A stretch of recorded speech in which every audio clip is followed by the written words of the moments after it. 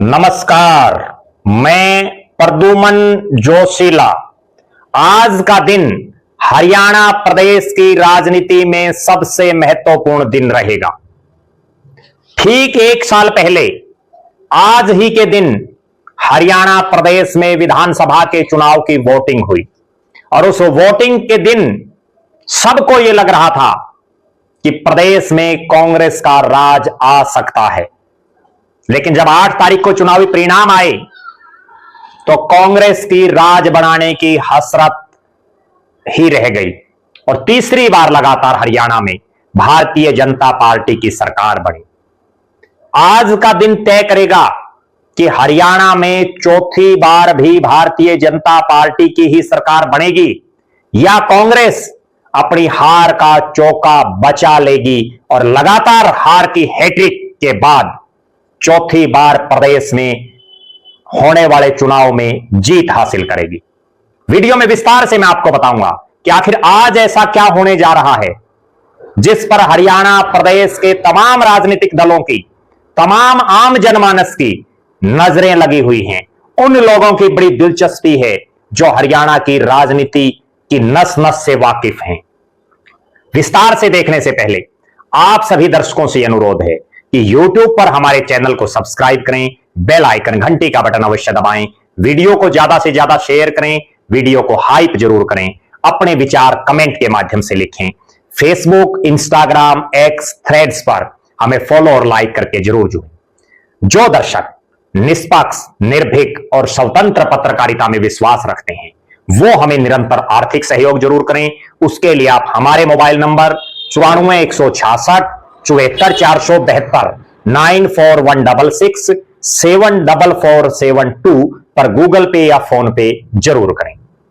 5 अक्टूबर का दिन पिछले साल भी यादगार रहा जब हरियाणा प्रदेश में विधानसभा के चुनाव के लिए वोटिंग हुई और आज यानी 5 अक्टूबर 2025 भी ऐतिहासिक बनने जा रहा है जब हरियाणा प्रदेश के एक राजनीतिक परिवार से संबंध रखने वाला एक नेता और नाम है बृजेंद्र सिंह, पूर्व सांसद, पूर्व आईएएस और वर्तमान में विदेशी मामले विभाग का राष्ट्रीय उपाध्यक्ष कांग्रेस पार्टी का, वो हरियाणा प्रदेश के तमाम 90 के 90 हलकों में 22 के 22 जिलों में 200 दिन की 2600 से ज्यादा किलोमीटर पद यात्रा करने जा रहे हैं और पद यात्रा सद्भाव यात्रा के नाम से पूरे हरियाणा प्रदेश को पैदल नापने का काम करेंगे बृजेंद्र सिंह। और यह पहली मर्तबा हो रहा है जब बृजेंद्र सिंह इस तरह का एक प्रयास कर रहे हैं। 5 साल लगभग वो भारतीय जनता पार्टी के हिसार से सांसद रहे, लगभग 6 साल से ऊपर सक्रिय राजनीति में हैं। उसके बावजूद उन्होंने कभी कोई प्रयास नहीं किया था और पूरा हरियाणा नापना तो छोड़िए, 5 साल लगभग जब वो सांसद रहे अपनी पूरी हिसार लोकसभा क्षेत्र में वो धन्यवादी दौरा तक भी नहीं कर पाए।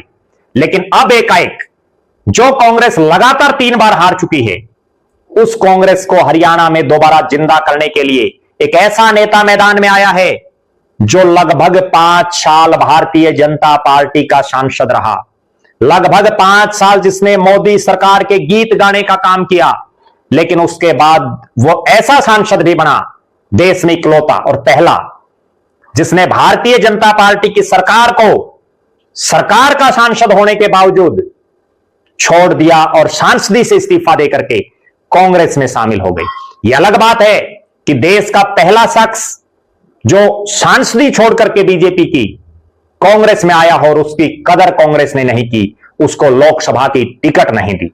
लेकिन नेताजी ने हार नहीं मानी, विधानसभा के चुनाव तक इंतजार किया। कांग्रेस ने उचाना से विधानसभा की टिकट बृजेंद्र सिंह को दी और हरियाणा प्रदेश की सबसे कम वोटों से हार उनको नसीब हुई, 32 वोटों से चुनाव हार गए। अब जो उचाना का चुनाव है उसमें जो रद्द किए गए पोस्टल बैलेट हैं उनको लेकर के रिकाउंटिंग की मांग को लेकर के वो माननीय अदालत में गए हुए हैं। उस पर भी पूरे हरियाणा की निगाहें हैं और हरियाणा नहीं देश भर की निगाहें इस उचाना की सीट पर है। अब बृजेंद्र सिंह 5 अक्टूबर को ऐतिहासिक गांव, पंचायती गांव, सर्व जातीय जो बिनैन खाप है जिसका चबूतरा जिस गांव में है, वो दनोदा की धरती, हल्का नरवाना, वहां से 5 अक्टूबर को वो कांग्रेस का हाथ भाईचारे के साथ का नारा देते हुए सद्भाव यात्रा निकालने जा रहे हैं। हरियाणा प्रदेश में वर्षों बाद कोई नेता एक ऐसा प्रयास कर रहा है कि पूरे हरियाणा को पैदल नापने का काम कर रहा है। कुछ साल पहले अभय सिंह चौटाला ने मेवात के सिंगार गांव से हरियाणा परिवर्तन यात्रा निकाली थी। अब बृजेंद्र सिंह एक यात्रा निकाल रहे हैं और इस यात्रा की कुछ एक गजब बातें, पूरी कांग्रेस को इकट्ठा करने का उद्देश्य है। उन्होंने बाकायदा जो अपनी इस यात्रा के लिए एक जो साधन यात्रा में चलेंगे या जिसको बस जो बस उन्होंने तैयार करवाई है, वो जो बस है वो अपने आप में यह दर्शा रही है कि पूरी कांग्रेस को एकजुट करने का संकल्प बृजेंद्र सिंह ने लिया है। बाकायदा इस बस पर उन्होंने राहुल गांधी, श्रीमती सोनिया गांधी, मल्लिकार्जुन खड़गे, बीके हरिप्रसाद, ये तो राष्ट्रीय स्तर के नेता हैं। और अगर हरियाणा के संदर्भ में बात करें, मुख्यमंत्री पद के जो दावेदार हरियाणा में माने जाते हैं, चाहे चौधरी भूपेंद्र सिंह हुड्डा हो, उनका फोटो उनके बैनरों में लगा है, कुमारी शैलजा का फोटो लगा है, रणदीप सिंह सुरजेवाला का फोटो लगा है, चौधरी बीरेंद्र सिंह जो उनके पिताश्री हैं उनका फोटो लगा है, और हरियाणा प्रदेश कांग्रेस अध्यक्ष राव नरेंद्र सिंह का फोटो लगा हुआ है। निश्चित रूप से बृजेंद्र सिंह जो ये प्रयास कर रहे हैं, ये वास्तव में सराहनीय प्रयास हैं। अगर इस तरह से तमाम कांग्रेसी ऐसे प्रयास करें तो निश्चित रूप से हरियाणा प्रदेश में कांग्रेस का राज बन सकता है।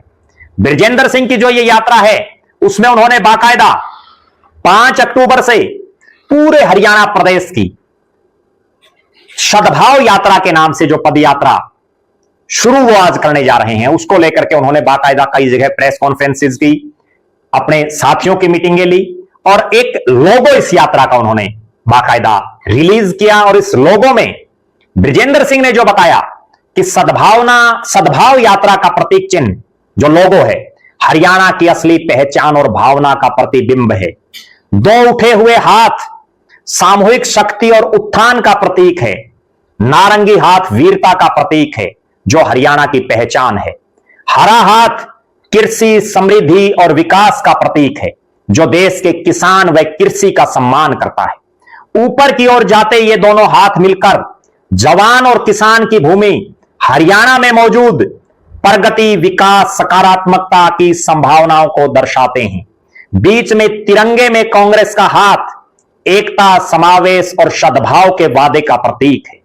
यह भाईचारे और सामाजिक सद्भाव के लिए लोगों के एक साथ आने का आह्वान करता है।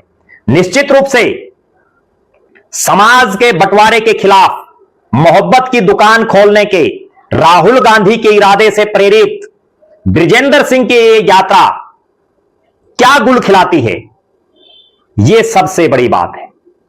इस यात्रा के माध्यम से बृजेंद्र सिंह पूरे हरियाणा प्रदेश में एक ऐसा संदेश देना चाहते हैं कि भले ही कांग्रेस 3 बार लगातार हार गई हो, भले ही अन्य प्रदेशों का ऐसा एक रिकॉर्ड रहा हो कि जहां भी कांग्रेस लगातार 3 बार हारी है, वहां फिर मुड़ करके वापस नहीं आती।